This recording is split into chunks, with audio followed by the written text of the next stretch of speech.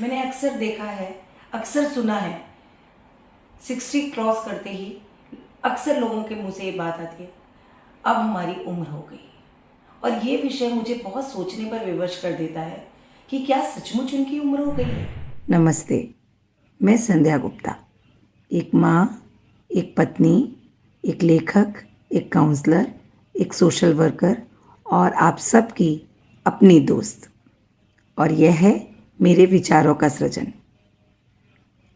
मेरे चैनल सृजन बाय संध्या गुप्ता में आप सभी का स्वागत है। हाय, नमस्ते, कैसे हैं आप सभी। एक बार फिर हाजिर हूँ मैं आप सबके साथ एक बड़े ही इंटरेस्टिंग विषय पर बातचीत करने के लिए। इंटरेस्टिंग के साथ साथ सच कहिए तो ये गंभीर विषय है जो हमारे सीनियर लोगों में बढ़ता चला जा रहा है। और जब मैं सोचती हूँ तो मुझे लगता है कि उम्र सिर्फ हमारी सोच पर निर्भर है। हम जैसा सोचते हैं अपने आप को वैसा फील कराते हैं।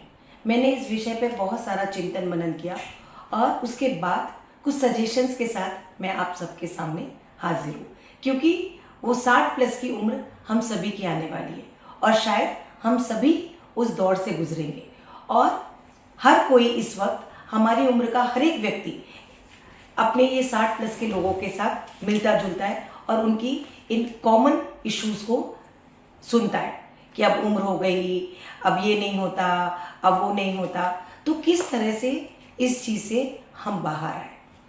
सबसे पहले मैं अपने सीनियर फ्रेंड्स से कहना चाहूँगी कि याद रखें कि उम्र सिर्फ एक नंबर है। जैसे अक्सर लोग कहते हैं age is just a number, ये सच में एक नंबर ही है। सिर्फ आपके साल बढ़ते हैं। आप सच पूछें तो युवा होते हैं। किस तरह से युवा होते हैं कि जब आप छोटे बच्चे होते हैं तो अपनी लाइफ को बहुत एंजॉय कर रहे होते हैं, धीरे धीरे बड़े होते जाते हैं और आप अपनी रिस्पॉन्सिबिलिटीज़ लेते चले जाते हैं और एक समय ऐसा आता है कि आप अपना खुद का घर बसाते हैं, आपकी वाइफ होती है, आपके बच्चे होते हैं और रिस्पॉन्सिबिलिटी के चलते आप उन रिस्पॉन्सिबिलिटी में बिजी होते चले जाते हैं और बहुत सारी आपके शौक़, आपके पैशन, आपकी बहुत सारी इच्छाएं रह जाती हैं, वहीं दबके रह जाती हैं, क्योंकि कई बार आपके पास समय नहीं होता। कई बार आपकी रिस्पॉन्सिबिलिटीज़ इतनी अधिक होती हैं कि आप उन्हें चाह कर भी पूरा नहीं कर पाते। और कई बार आपके पास फाइनेंशियल कुछ ऐसी इश्यूज होते हैं जिसके कारण चाह कर भी आप उन सब चीज़ों को पूरा नहीं कर पाते। सच पूछिए तो मुझे तो हमेशा ऐसा लगता है कि इंसान या तो अपनी उम्र या तो अपना जीवन 30 साल से पहले जीता है या फिर 60 साल के बाद। ये बीच के 30 साल तो हम अपनी रिस्पॉन्सिबिलिटीज़ को पूरा कर रहे होते हैं। तो जो जीवन है, जो 60 साल के बाद का जीवन है, उसको किस तरीके से बेहतर जिएं, इसके लिए मेरे कुछ सुझाव हैं।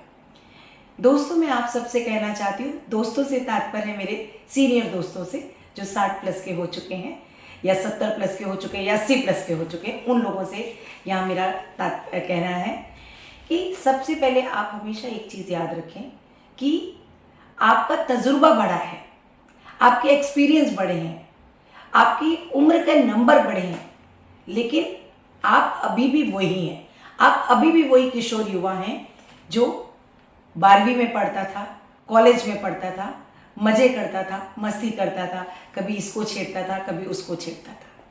ये चीज़ आप हमेशा याद रखें कि मेरी सिर्फ उम्र बड़ी है, मन से तो कहते हैं ना, दिल तो बच्चा है। अपने दिल को हमेशा बच्चा बना कर रखिए। समझिए कि मैं अभी भी वही युवा हूँ। जब आप ये फील करते हैं कि मैं अभी भी यही युवा हूँ, तो आपको अंदर से वैसी ही फील आती है। दूसरे वे में मैं कह सकते हैं, ऑलवेज एक्ट यंग, ऑलवेज युवाओं की तरह व्यवहार करें। जब आप युवाओं की तरह व्यवहार करेंगे तो आपको ऑटोमेटिकली युवावस्था जैसा ही फील होगा। आपको ये जो बुढ़ापा या उम्र बढ़ गई है ऐसी फील आएगी ही नहीं। इसके साथ ही आपको एक्ट करने के साथ साथ ये फील भी करना है कि मैं युवा हूँ। पर ये युवापन आप कब फील कर पाएंगे? तो सबसे पहले अपने आप को युवाओं की तरह उत्साह से भरपूर रखिए। मैं मानती हूँ आप रिटायर हो गए हैं, घर की बहुत जिम्मेदारियाँ नहीं हैं, बहुत सारा आपका फ्री समय है, तो अब आपको सोचना है कि मुझे इस फ्री समय का, या मेरे पास रिस्पॉन्सिबिलिटीज़ नहीं बची हैं, तो मेरे पास जो समय है उसको मैं कैसे यूटिलाइज करूँ। सबसे पहले मैं आपसे ये कहना चाहूँगी कि आप अपनी डाइट पर ध्यान दें। एक सर्टेन नंबर्स जब उम्र के बढ़ते हैं तो आपका digestion system and all the things थोड़ा थोड़ा करके उन सब में हमें उनके ऊपर वर्क करने की ज़रूरत होती है।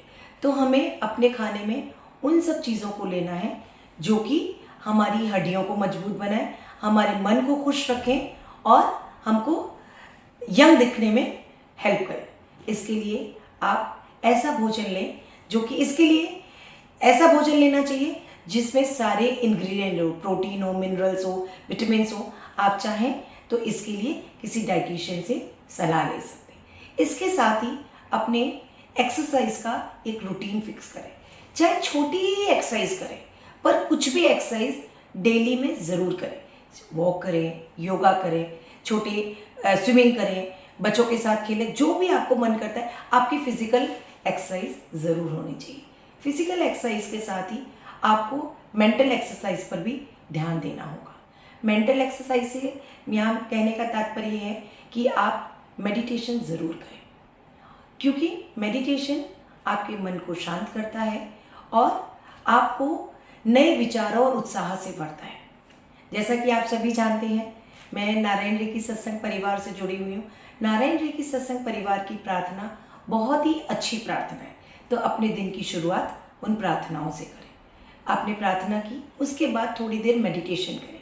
मेडिटेशन में अपने आप को इस तरह से अफर्मेशन दें, I am young, I am feeling energetic, फुर्ती स्टेमिना से भरा हुआ हूँ और अपने हर कार्य को करने में मुझे उत्साह महसूस हो रहा है, मैं खुश हूँ, सभी के साथ खुश रहता हूँ।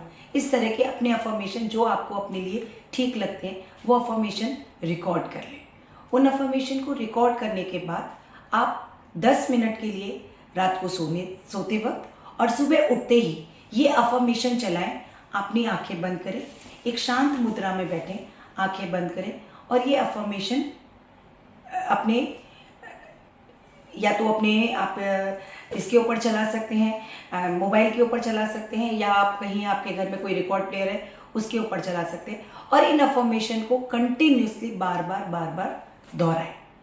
ये अफर्मेशन आपको अंदर से खुशी, उत्साह प्रदान करेंगे और आप अपने आप को अंदर से अच्छा महसूस करेंगे, यंग महसूस करेंगे। इसके साथ ही आप कोई ना कोई हॉबी डेवलप करें। डेवलप करने से मेरा मतलब है जो बचपन में आप करना चाहते थे।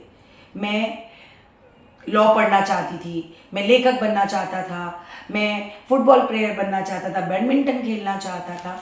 तो ये सारी चीज़ें जो चाहते थे, अब चाहिए मत, उनको करिए। अब आप अपने आप का एक समय फिक्स करें कि मैं 1 घंटे रोज बुक पढ़ूंगा, मैं 1 घंटे लिखूंगा, मुझे गाने का शौक है तो मैं गाने गाऊंगा, मुझे बच्चों के साथ खेलने का शौक है, मैं बच्चों के साथ खेलूंगा। आप इस तरह से अपनी हॉबीज़ को डेवलप कर सकते हैं। हमारी बिल्डिंग में एक अंकल रहते हैं, वो 70+ है और उन्होंने अपने घर के एक पूरे रूम को म्यूज़िक स्टूडियो में कन्वर्ट कर रखा है। उसमें उन्होंने बड़े स्पीकर लगा रखे हैं, उसको साउंड प्रूफ कर रखा है, उसमें उन्होंने mic and correct system fix किया हुआ है और डेली उनका रूटीन है, वो उसमें 1-2 घंटे अपना रियाज करते हैं। और ये चीज़ उनको इतना उत्साह से प्रफुल्लित रखती है। और मैंने उनके अंदर एक और ख़ास बात देखी है, वो बहुत अच्छे और कलरफुल वाइब्रेंट कपड़े पहनते हैं। उनको देख के इतना अच्छा लगता है, सुर्ख सफ़ेद बाल हैं उनके, गोरा चिट्टा चेहरा है उनका, और अच्छे कपड़ों में और गुनगुनाते हुए जब वो निकलते हैं तो उनको देखकर जीवन जीने का एक नया ही मज़ा आ जाता है। तो आप भी, आपका जो शौक है, जो भी चीज़ है, आप लिखना चाहते हैं तो बैठकर लिखें। जैसे मैं लिखने की बात करूं तो मुझे अपने पापा मेरे लिए एक बहुत बड़े मार्गदर्शक हैं। उन्होंने एट द एज ऑफ 70 अपने जीवन की पहली किताब पब्लिश की। वो एक बड़े लेखक थे, लिखते थे, लेकिन अपनी आत्मकथा को लिखना और उसको पब्लिश करना एक बहुत बड़ी बात है एट द एज ऑफ 70। लेकिन वो कर पाए क्योंकि उनके अंदर ये उत्साह था कि कि मैं ये करूँगा। तो आपको अपने अंदर वो उत्साह रखना है कि मैं अभी भी ये काम कर सकता हूँ और करूँगा। मैं मानती हूँ कि थोड़े एज के बाद आपके अंदर ये आने लगता है कि मैं नहीं कर पाऊँगा, लेकिन इस नहीं कर पाने को ही आपको अपने अफर्मेशन से जीतना है, अपने मन से जीतना है, अपने मन को इतना स्ट्रांग बनाना है कि मैं सब कुछ कर सकता हूँ, और वो करिए। लेकिन इसके साथ साथ मैं कहूँगी कि आपने अपना जो रूटीन सेट किया है उसमें अपने रेस्ट करने का समय, अपने सोशलाइजेशन का समय, हर चीज़ का समय फिक्स करें। इसके साथ ही अपने को अपने परिवार के लिए उपयोगी बनाएं। अक्सर हमने देखा है 60 प्लस की उम्र होते ही लोग घर में एकदम आरामदायक जीवन जी रहे होते हैं, खाया पिया सोए टीवी देखा, इसमें समय व्यतीत कर रहे होते हैं। आप अपने आप को उपयोगी कैसे बना सकते हैं? मैं मानती हूँ कि आप आपके बच्चों के साथ में रह रहे हैं, उनकी खुद की लाइफ है, उनके घर का अपना रूटीन है, उनकी खुद की स्टाइल है। आप उनको पूछ सकते हैं, जिन कामों को करने में उनको आप मदद कर सकते हैं वो काम करें। जैसे महिलाएं अपनी बेटियों को, बहुओं को सब्जियां काट के देने में, बच्चों को स्कूल के लिए तैयार करने में मदद कर सकती हैं। जो पुरुष लोग हैं वो बच्चों को स्कूल ड्रॉप करने आने में, या किसी गेस्ट के आने पर उन्हें नीचे ड्रॉप करने जाने के लिए हेल्प कर सकते हैं। तो जब आप ऐसा करते हैं तो आपको बहुत ही अच्छा लगेगा और परिवार के सदस्यों को भी आपकी उपयोगिता का एहसास होगा। इसके साथ ही एक चीज़ और जो मैं आप सबके साथ कहना चाहती हूँ कि आप ये ना सोचें कि हमारा जीवन घट रहा है, आप ये सोचें हमारी उम्र बढ़ रही है, यानी हमारे को समय मिल रहा है। पहले आप अपनी रिस्पॉन्सिबिलिटी के चलते बहुत सारी चीज़ें नहीं कर पाते थे, पर क्योंकि आप आज आपकी रिस्पॉन्सिबिलिटी पूरी हो गई है, आज आपके पास समय है, तो आज अपने जीवन में वो काम करिए जो आप हमेशा से करना चाहते थे। इस मैटर में मुझे गुजराती कम्युनिटी बहुत अच्छी लगती है। मैंने गुजराती कम्युनिटी में एक ख़ास बात सीखी है मैंने, कि वहाँ मैंने देखा है जैसे ही घर में बहू आती है तो घर के जो सीनियर दोस्त, सीनियर सिटीजन जिनको आज हम कहते हैं, मैं उनको अपना दोस्त कहती हूँ, कि वो सीनियर दोस्त अपनी यात्रा पर निकलते हैं।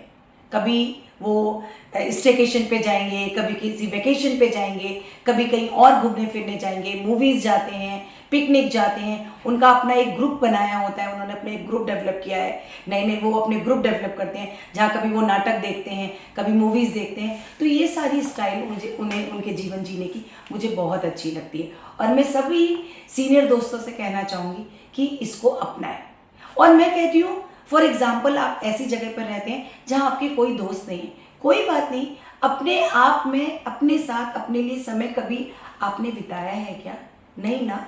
तो ये समय अगर आपको अकेले के लिए मिला है, कोई नहीं है, आपका दोस्त नहीं है कोई आसपास, आप ऐसी जगह पर शिफ्ट हो गए बच्चों के साथ जहाँ आसपास आपके दोस्त नहीं हैं या आपके रिश्तेदारी, कोई बात नहीं, आप अपने लिए वो समय को यूटिलाइज कीजिए। आप अकेले मूवी देखने जाइए। आप जब अकेले जाएंगे तो बोलते ना, अकेले चला था मैं पर कारवां बनता गया, और सच में कारवां बनता चला जाता है।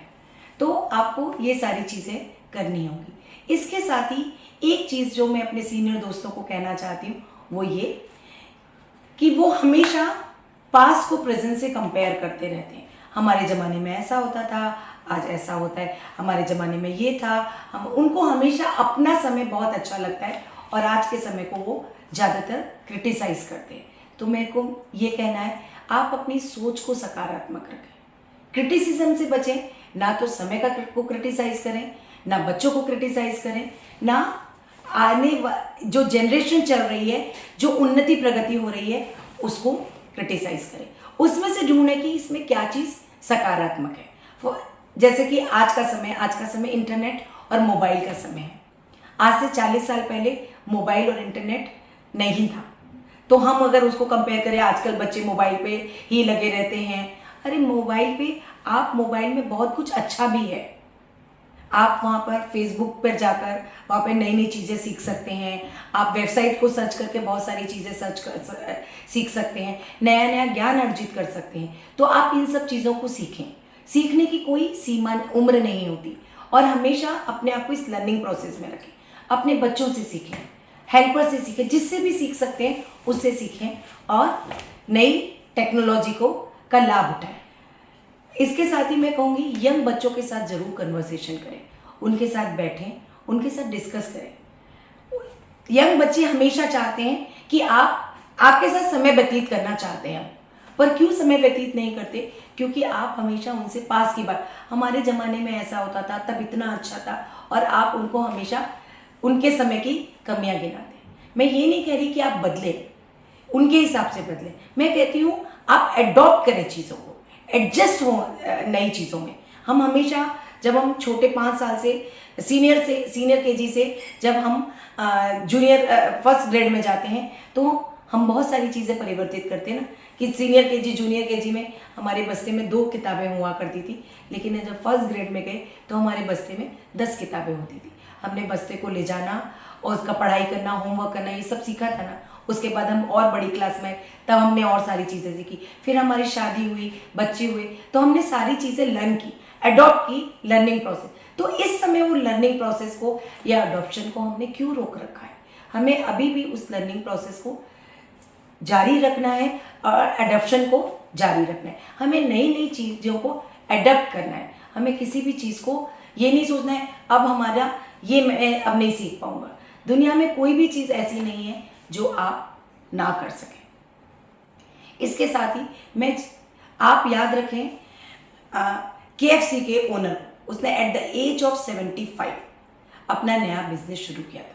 मैं ये नहीं कह रही हूँ कि आप सभी अपना बिजनेस शुरू कर दें, लेकिन आपको इस समय ये बात याद रखनी होगी कि मेरा शरीर उतनी तेजी से काम नहीं कर रहा है, मेरा मस्तिष्क उतनी ही तेजी से काम कर रहा है। तो मेरा मस्तिष्क जितनी तेजी से काम कर रहा है, मुझे अपने मस्तिष्क को उन कार्यों में लगाना है जिनको करने से मेरे मन को भी सेटिस्फेक्शन मिले, मुझे अच्छा भी लगे और मैं दूसरों के लिए उपयोगी भी साबित हो सकूं। इसके लिए आजकल पॉडकास्ट, यूट्यूब वीडियोस, ऐसी कई सारी सुविधाएं हैं जिसमें बुजुर्ग अपना समय व्यतीत कर सकते हैं। लॉकडाउन के पीरियड में हमने अपने बुजुर्गों के साथ एक यूट्यूब चैनल शुरू किया था, जिसमें हमारे बुजुर्ग आकर छोटे बच्चों को कहानियाँ और बहुत सारी ज्ञानवर्धक बातें सिखाया करते थे, और वो बहुत ही अच्छा एक्सपीरियंस रहा था।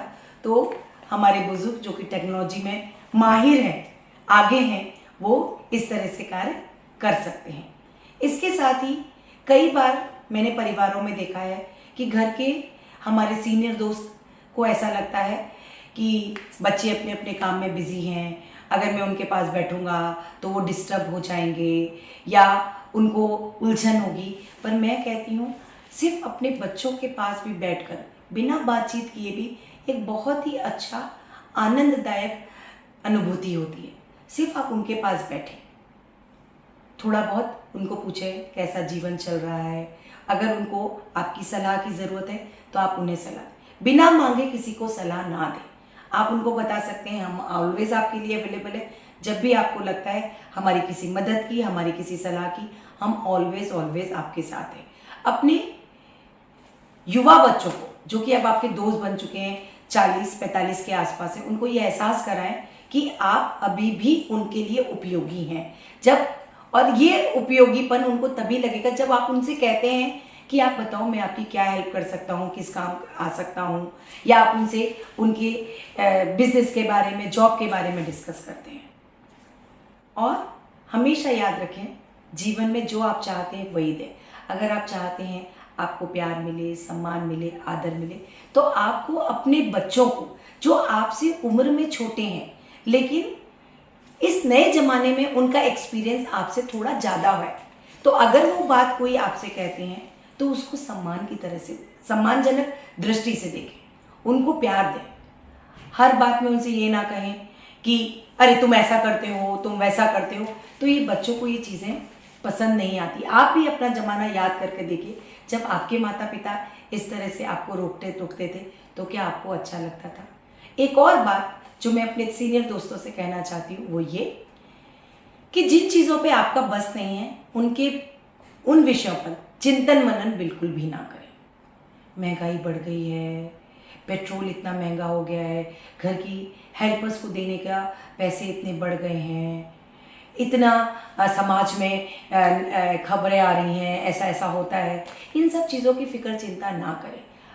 अगर महंगाई बढ़ गई है, पेट्रोल बढ़ गया है, या घर में देने वाले हेल्पर्स की सैलरीज बढ़ गई हैं, तो उसकी चिंता आपको करने की बिल्कुल भी आवश्यकता नहीं है, क्योंकि उनकी चिंता करने के लिए आपके बच्चे आपके साथ मौजूद हैं। वो अच्छे से अर्निंग कर रहे हैं, उनको पता है उनकी सीमाएं क्या हैं। क्योंकि कई बार घर में इस बात को लेकर बहुत टसल होता रहता है कि जो आपके बच्चे हैं, बेटे बहुएं हैं, वो कुछ कुछ चीज़ों पर अपना खर्चा करना चाहते हैं और आपको लगता है ये फालतू के खर्चे हैं या ये आवश्यक नहीं है। आप अपना जीवन आपने अपने हिसाब से अच्छे से जिया है, उनको पता है क्या आवश्यक है और क्या आवश्यक नहीं है। इसके साथ ही एक चीज़ और मैं जो अपने सीनियर दोस्तों से कहना चाहूँगी, अपनी हेल्थ का भरपूर ध्यान रखें और आपको आपके मन में और तन में जो भी चल रहा है अपने बच्चों के साथ, अपने परिवार के साथ ज़रूर डिस्कस करें। कई बार आप मन में उदास फील कर रहे होते हैं और आप अपने परिवार के साथ डिस्कस नहीं करते, क्योंकि आपको लगता है वो परेशान होंगे। लेकिन आप ये सोचिए, जब आपके बच्चे छोटे थे और आपके बच्चे उदास होते थे तो आपको अच्छा लगता था क्या? नहीं लगता था ना। तो सेम वे, तब आपका बच्चा आके बोलता था मम्मा आज मुझे अच्छा नहीं लग रहा है, और आप उसको अच्छा लगाने के लिए कुछ करते थे, कभी मूवी ले जाते थे, कभी उसके साथ खेलते थे। इसी तरह यदि आज आपका मन अच्छा नहीं है, वजह चाहे जो भी हो, अपने बच्चों को, अपने परिवार के सदस्यों को ज़रूर बताएं, ताकि वो आपको समझ सके और आप उनको समझ सकें। इसके साथ ही अगर आपका स्वास्थ्य गड़बड़ है तो वो बात भी अपने बच्चों को, अपने परिवार को ज़रूर बताएं। कई बार सीने में दर्द या उलझन, इन सारी चीज़ों को हमारे सीनियर दोस्त बोलते हैं ये तो आम बात है, गैस हो गई है, एसिडिटी हो रही है, ऐसा कहकर टाल देते हैं, या मामूली सर दर्द वगैरह हुआ उसको मामूली कहकर टाल देते हैं। लेकिन ये चीज़ें कंसर्न की हैं। आप ज़रूर अपने परिवार को बताएं, क्योंकि जब तक आप उनको बताएंगे नहीं, उनको कैसा पता चलेगा कि आपके शारीरिक तौर पे आप कैसा महसूस कर रहे हैं, ताकि जो भी स्टेप लेने हो वो ले सकें। कई बार ऐसा सुनने में आता है, देखने में आता है कि हम बहुत सारी चीज़ों को इस उम्र पर इग्नोर करते हैं और फिर उनका परिणाम अच्छा नहीं होता और उसका परिणाम फिर पूरे परिवार को भुगतना पड़ता है। तो इसके लिए सही यही होगा कि आप अगर कोई शारीरिक पीड़ा आपको हो रही है, भले ही वो छोटी सी हो, लेकिन अपने परिवार को ज़रूर बताएं, ताकि रात बिरात आपको ज़रूरत पड़े तो वो आपके साथ खड़े हो सकें, आपका ध्यान रख सकें, आपको डॉक्टर के पास ले जा सकें, आपके डाइट का और बाकी चीज़ों का ध्यान रख सकें। और एक सबसे बड़ी बात जो मैं कहना चाहती हूँ, अपने परिवार के साथ कम्युनिकेशन रखें, पॉजिटिव कम्युनिकेशन। आप उनको बताएं, अरे आज सब्ज़ी बहुत अच्छी बनी है, अरे वाह आज तुमने ये ड्रेस पहनी है बहुत अच्छी लग रही है, आज तुमने उस दिन ये काम किया था बहुत अच्छा लगा, घर में वो गेस्ट आए थे, वो ताऊ जी को तुमने इतना सारा समय दिया, मुझे बहुत अच्छा लगा। अपने बच्चों पे, अपने परिवार पर जो प्राउड है वो उनको दिखाएं कि आपको उनका क्या करना अच्छा लग रहा है। इसके साथ ही अगर आपको कोई चीज़ उनकी परेशान कर रही है, अच्छी नहीं लग रही, तो उस पर गुस्सा ना जताएं, उनके साथ बैठकर वो डिस्कस करें। मुझे मालूम है कि मैंने बहुत सारी सजेशंस आपको दिए हैं, लेकिन ये सजेशंस सारे मेरे अपने घर के सीनियर दोस्तों को देखकर ही दिए हैं। सीनियर दोस्तों में मेरे माता पिता, मेरी मदर इन लॉ और मेरे बुआ वगैरह कई लोग शामिल हैं, जिनको देखकर कई पड़ोसी अंकल आंटी शामिल हैं।